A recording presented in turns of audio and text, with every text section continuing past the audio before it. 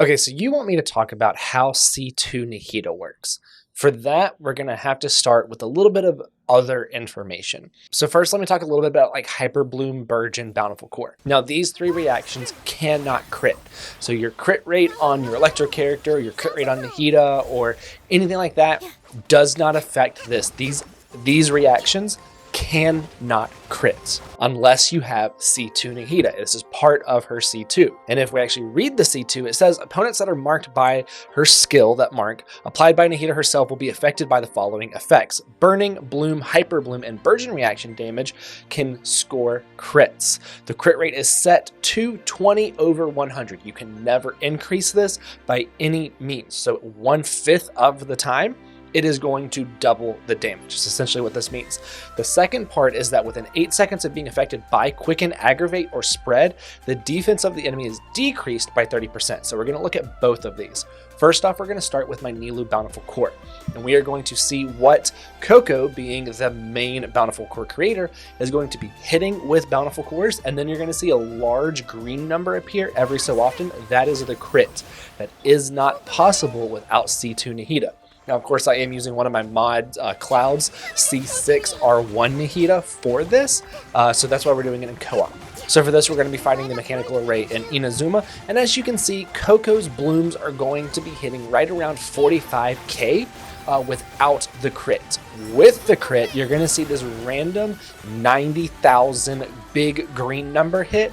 That is from Coco's Bountiful Cores critting, which again is not possible without C2 Nahida. Now, if we wait for the Perpetual Mechanical Array to go into its more weakened state, you're going to see that we're going to be able to hit right around 54k with Coco's bursts, with Coco's blooms, and then getting a crit of almost 110k. I think it's like 108.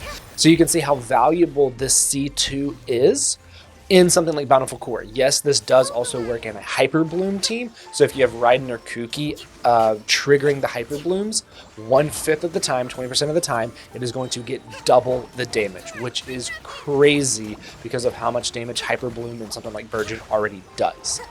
Now, for the second part, we are going to look at the defense drop because of the Aggravate and Spread. And for that, we are going to be running Sethos, C6 Sara on Cloud's account, C6 Nahida on Cloud's account, and then Sheilanen on my own. And for that, you're going to see my Sethos be doing a pretty good amount of damage, even just from like his skill alone, hitting like 15 or 20k, and then his charge shots, his shadow piercing shots, hitting anywhere between like 50k up into the 60s, 70s, 80s, 90ks, and then even at the end I was able to get a 100k because of the C6 Sara.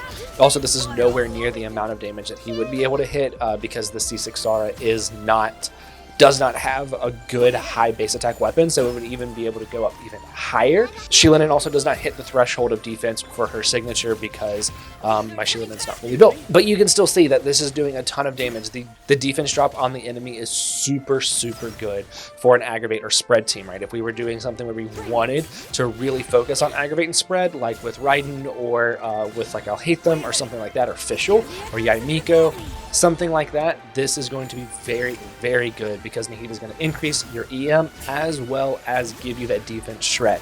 So this is really, really good. Those are the two things that her C2 does, and C2 is her best constellation because it allows for those Hyper Bloom Burgeons or Bountiful Cores to crit, and then it also drops the enemy's weakness to Aggravate. So if I had like C2 Nahida for my Sethos, Farina, Sheilanen, Nahida team, it would be very, very good because Sethos would be able to hit a ton of damage still, and the Hyper Blooms can also crit that Sethos is triggering. So it'd be a really, really good addition to that team. However, I don't think I'm going to be going for C2 Nahida. I'll probably get her C2 on the next time that she reruns.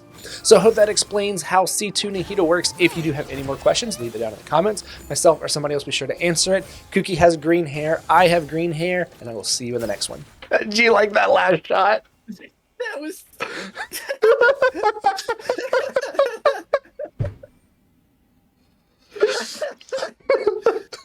I saw you waiting, and I'm like, all right, I'll just reapply this buff real quick. Well, Zara's buff only lasts like 6 seconds. Yeah.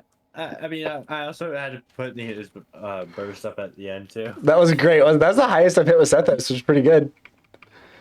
Oh my goodness.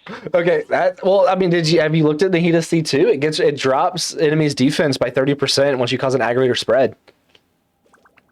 Oh, I think Just I Zach, actually where I'm recording to make a video. All right, cool. That's all I needed. You can go back to Valorant. All right. I don't know if I want to, but